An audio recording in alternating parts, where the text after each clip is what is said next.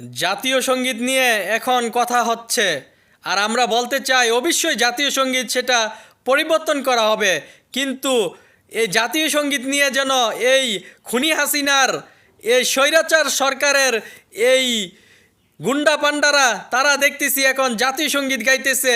তারা জাতীয় সঙ্গীত নামে মানে খুনি হাসিনাকে কীভাবে প্রতিষ্ঠিত করার যে স্বপ্ন দেখতেছে, তাদেরকে বলতে চাই অবশ্যই জাতীয় সঙ্গীত পরিবর্তন হবে, কিন্তু এই মুহূর্তে আমাদেরকে ধৈর্য ধারণ করতে হবে। তার কারণ মুখ্যম সময় মুখ্যম পদক্ষেপ নিলে আমরা সফল হব। তার কারণ এখন বর্তমান সময় খুনি হাসিনা এবং এই ভারত বাংলাদেশের জনগণের উপর যে দীর্ঘ 16 বছর শাসন করেছে, অবশ্যই সেটা আমরা ভুলে যাই নাই।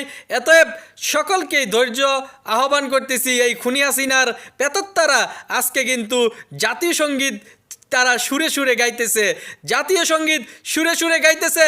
তারা তখন কিন্তু প্রতিবাদ করে নাই। দীর্ঘ 16 বছর মানুষ যখন বিনা বিচারে ক্রসফায়ার হয়েছে, বিনা বিচারে জেলে বন্দি ছিল, বিনা বিচারে মানুষকে পুলিশে গুলি করে মেরেছে, তাদের বিরুদ্ধে এই চেতনাবাজরা কথা বলে নাই।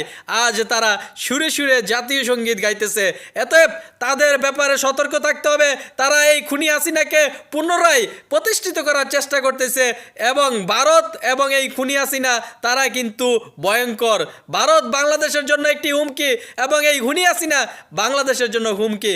এতএব সকল ভাইদেরকে উদারতা আহ্বান জানাই, এই খুনি হাসিনা এবং এখন যারা সুরে সুরে পতাকা গাইতেছে তাদের বিষয় যেন আমরা সতর্ক থাকি। কোনো ফেসবুক ইউটিউবে কোনো হিন্দু ভাই যদি লেখালেখি করে, সেটা আপনি দেখেছেন, সাথে সাথে পুলিশের সহযোগিতা নিয়ে, আইন শৃঙ্খলার সহযোগিতা নিয়ে তাদেরকে গ্রেফতার করবেন, আইন হাতে তুলে নেবেন না। প্রিয় ভাইয়েরা, আপনাদের প্রতি উদারতা আহ্বান, আইন হাতে তুলে নেবেন না।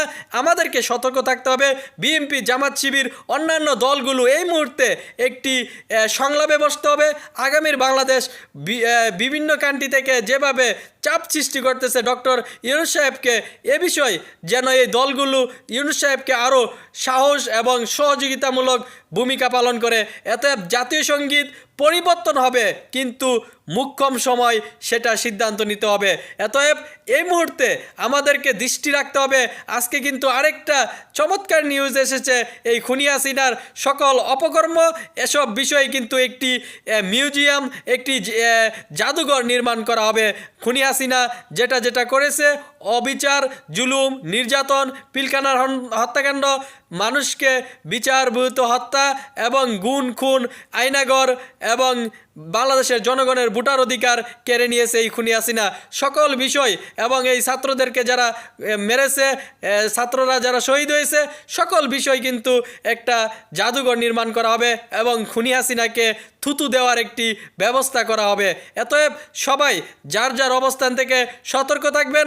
আলেম সমাজের প্রতি উদারতা আহ্বান, আপনারা একে অপরকে সহযোগিতা করুন এবং যেন কোনো অবস্থাতেই খুনি হাসিনা সুযোগ সুবিধা নিতে না পারে।